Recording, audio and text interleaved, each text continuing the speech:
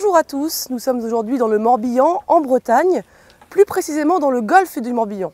C'est un endroit magnifique, un petit coin de paradis qui fait partie du club très prisé des plus belles baies du monde. Je suis sûre que vous savez même pas faire un autre chaise. Non mais je vous montre juste comme ça alors. Non, faut le faire. Non, monsieur. Ouais, pousse-toi, laisse ta faire. Montrer. Alors c'est très simple. Alors, vous connaissez le serpent qui fait... Ouais.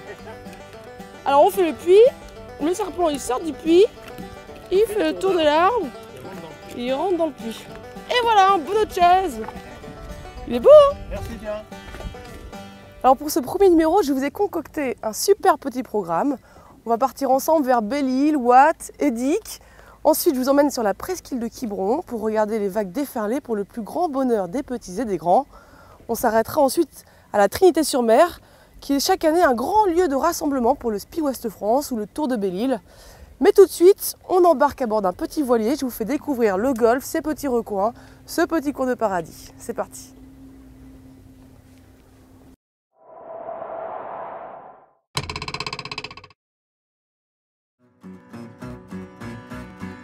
Un petit coin de paradis. Et encore, le mot est faible pour décrire la beauté des lieux vers lesquels je vous emmène. Nous allons serpenter dans ce labyrinthe d'îles dont la meilleure découverte se fait par voie maritime.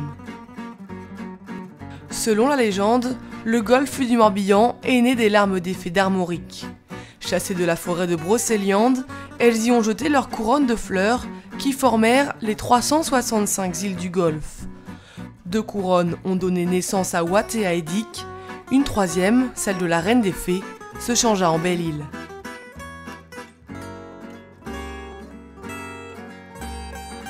En réalité, bien loin des chiffres de la légende, on recense une trentaine d'îles. Le reste n'est formé que de petits îlots rocheux et de landes. Le golfe s'étend sur 35 000 hectares et honore sans aucune contestation son titre de petite mer.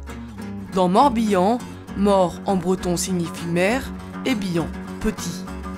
Entre ciel et terre, le golfe vit au rythme des marées et des courants violents qui serpentent au milieu des bras de mer entourés d'ajoncs, de genêts et de pins. En saison, entre juin et août, les eaux du golfe du Morbihan sont sillonnées par un grand nombre de voiliers et de bateaux à moteur, et ils sont encore plus nombreux pendant les périodes de fêtes et de régates, comme pendant le festival de la voile de l'île aux Moines ou encore la semaine du golfe. Au centre du golfe, l'île aux Moines et l'île d'Ars sont les 2 îles les plus importantes et les seules à avoir le rang de commune. La rivière Dorey, facile à remonter, nous mène vers le port du Bonneau creusé en 1902 et occupé à l'époque par des marins qui ont donné leur surnom à leur bateau, les Forbans. Le Bonneau demeure l'ultime escale de Bernard Moitessier.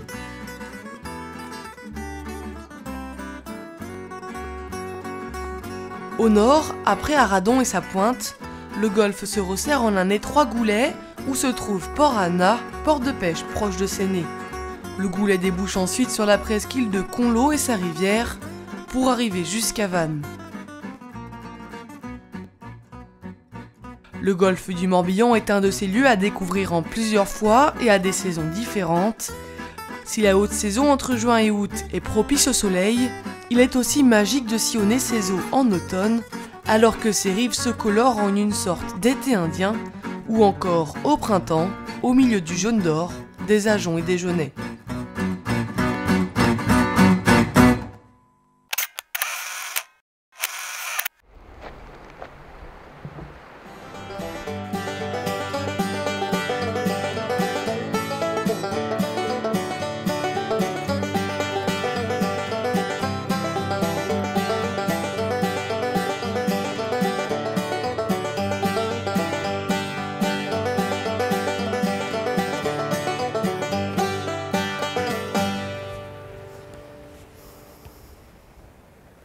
Un site protégé, une falaise, une vue imprenable, c'est sûr, on ne peut pas se tromper.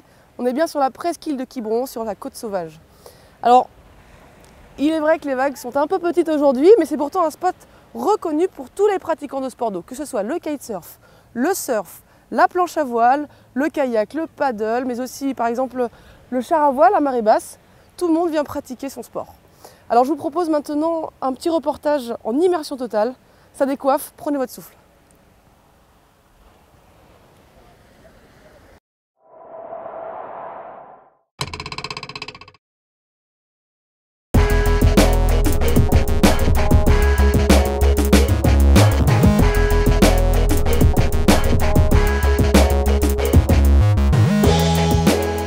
Dans un rayon de quelques kilomètres, on trouve sur la presqu'île de Quiberon une diversité de sites en fonction des activités et du niveau de chacun.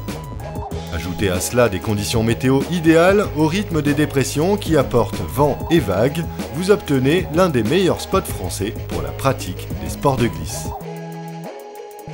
C'est le surf qui rassemble la plus grosse communauté des glisseurs sur la zone. Ils sont regroupés sur la dangereuse côte sauvage pour les plus aguerris ou sur les grandes plages juste à la sortie de la presqu'île pour les autres.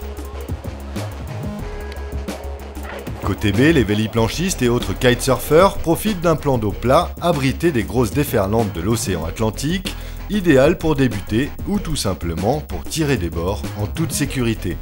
Sur les grandes plages, proches de l'isthme de Penthièvre, à marée basse, les mordus de char à voile disposent d'une aire de jeu de plusieurs kilomètres.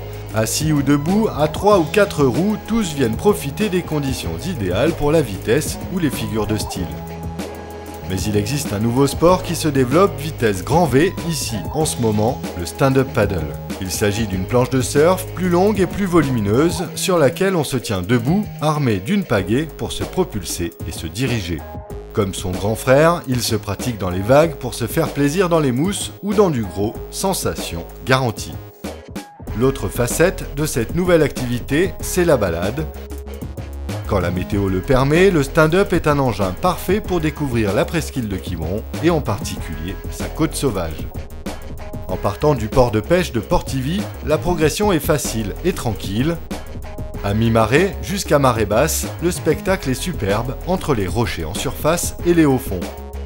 Le temps calme et l'absence de houle permet de passer la pointe pour remonter le long de la côte sauvage, un vrai paysage breton. La position debout offre un point de vue surélevé et la possibilité d'admirer le paysage de surface aussi bien que les fonds sous-marins. Le clou de la balade est sans doute la découverte d'une grotte, profonde d'une trentaine de mètres et inaccessible depuis la côte. La grotte renferme une petite plage de sable blanc où tout le monde viendra se poser quelques minutes pour apprécier la fraîcheur de la roche. Mais c'est déjà l'heure de revenir, le vent est annoncé forcissant, il faut regagner la terre ferme. Et puis, Charlotte nous attend à Carnac, dans un endroit plus calme, mais tout aussi insolite.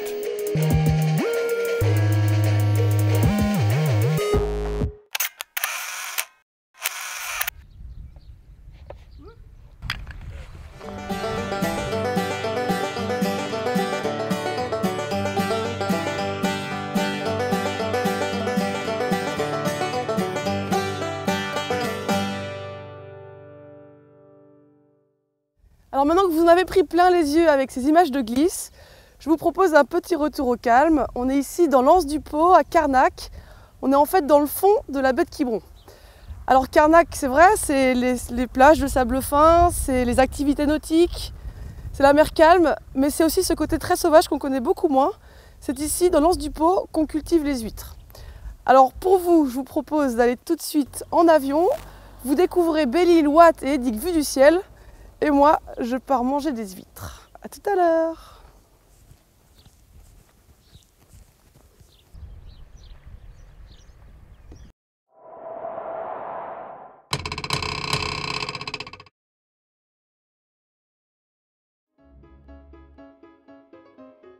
Ce sont elles qui referment la baie de Quiberon.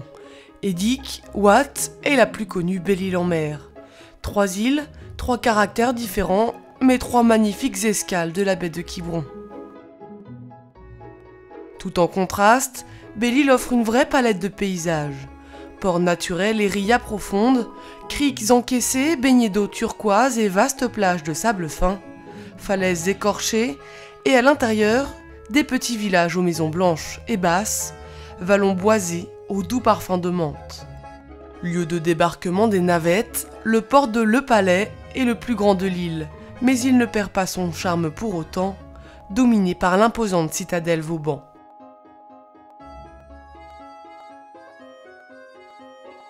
Plus à l'ouest, proche de la pointe des Poulains, le port de Sauzon, un lieu tout en pastel où il est indispensable de s'arrêter et de faire escale. Le port est situé au creux d'une magnifique ria qui vit au rythme des marées.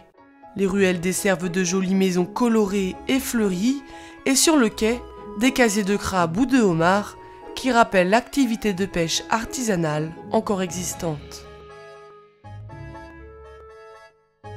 Au large de Quiberon, Watt ne referme qu'un seul port.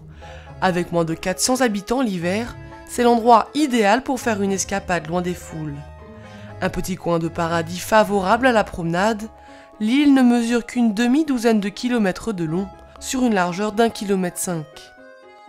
Des paysages sauvages, des falaises impressionnantes et surtout des criques et des plages ravissantes pour les petits mouillages.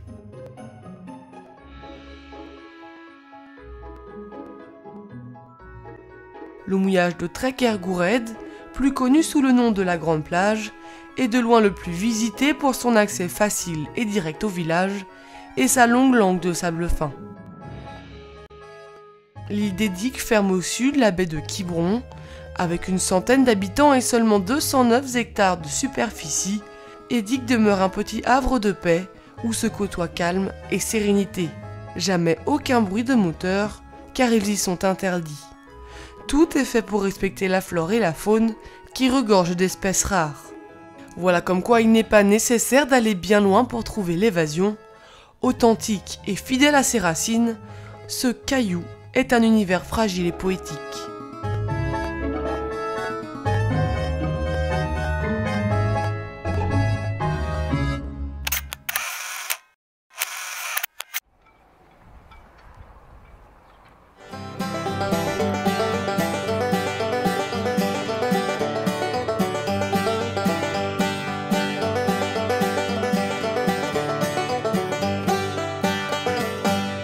Nous voici maintenant sur le port de la Trinité-sur-Mer. C'est le 3e plus gros port de Bretagne. Alors c'est vrai qu'il a un emplacement privilégié. On est proche du Golfe, on est proche des îles, mais aussi de la presqu'île de Quiberon. Alors depuis les débuts de la plaisance, la demande en bateau de croisière a évolué et les chantiers se sont adaptés. On peut maintenant naviguer à bord de véritables villas flottantes, un balcon sur la mer. Découvrez le Sense, la nouvelle gamme des chantiers Beneteau.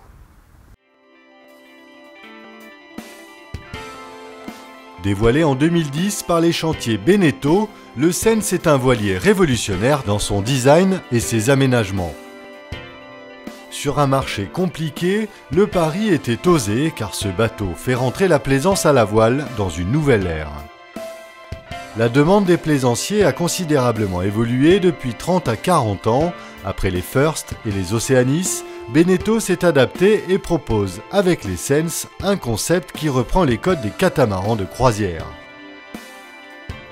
Le Sense a été designé pour vivre la mer autrement, naviguer facile, confortable et rapide. Le bateau profite d'un immense cockpit ouvert sur la mer qui en fait un lieu privilégié de la vie à bord en navigation, mais avant tout au mouillage en créant un véritable salon extérieur. Pour gagner en volume sur le cockpit, les cabines sont toutes situées à l'avant du bateau. L'intérieur très ouvert, avec un carré spacieux et séparé de la terrasse, pourrait-on dire, par seulement quelques marches. Enfin, lumineux, spacieux et fluide, ce monocoque est construit sur une carène étudiée pour offrir un angle de gîte particulièrement faible, garantissant non seulement un grand confort en navigation, mais aussi une belle vitesse de déplacement. Disponible en 43, 50 et 55 pieds, le Sense vous accueille à bord d'un nouveau monde.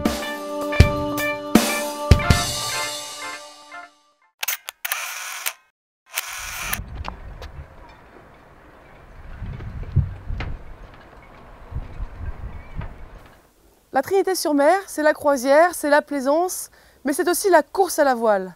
Chaque année, le port accueille les plus grands rassemblements européens tels que le Tour de Belle-Île ou le Spi West France. Et c'est ce qui fait de la Trinité-sur-Mer la deuxième Mecque de la voile, après Cowes en Angleterre. On regarde tout ça en images.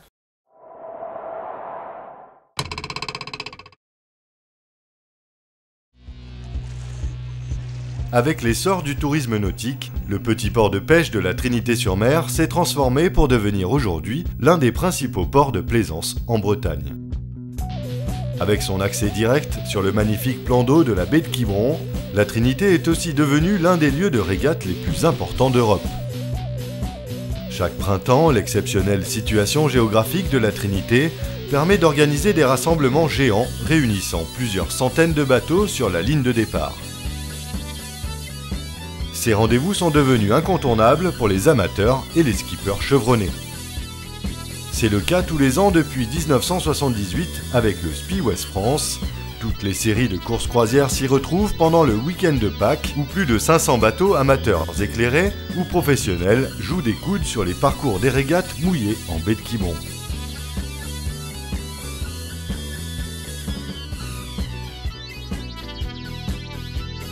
Un peu plus tard dans la saison, le Tour de Belle-Île, un rassemblement plus récent, mais tout aussi populaire, emmène la flotte à la journée depuis la Trinité pour une boucle autour de Belle-Île-en-Mer.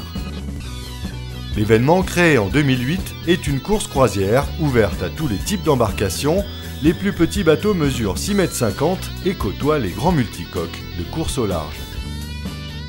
Rassemblés dans une ambiance de fête, grands skippers, vieux loups de mer ou amateurs passionnés, en famille ou en solo, personne ne veut manquer ces rendez-vous, surtout quand le vent et le soleil sont de la partie.